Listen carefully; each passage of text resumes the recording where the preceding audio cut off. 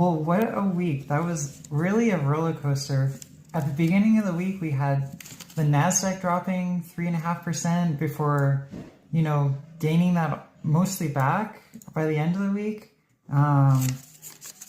Really crazy. We had news comes out for job openings that came in higher than expected. Core CPI and CPI both came in lower than expected, and PPI and core PPI, they came in at 0 and -1 when we were expecting 0.3% month over month.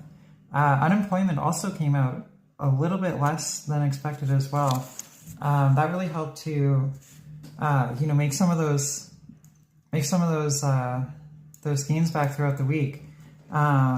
We still ended out the week with the S&P 500 was down about 1%. NASDAQ was down about 0.5%. Gold actually made all-time highs, and Bitcoin rebounded from that key, $78,000 mark.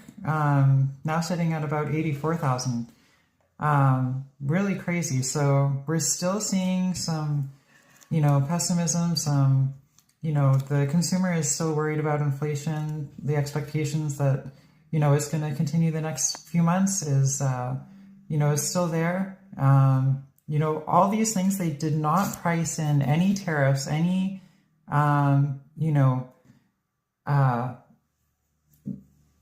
countries that are, reflecting the tariffs that the U.S. is imposing on them. And, even we saw Canada, they cut 25% from the interest rates. So, they're expecting tariffs to take a toll, and they're trying to counter that with reducing interest rates as well. So, overall, crazy week. We didn't see those, those drawdowns of 3% stay, but, I would look for it next month when we have those, the core CPI, PPI numbers come out.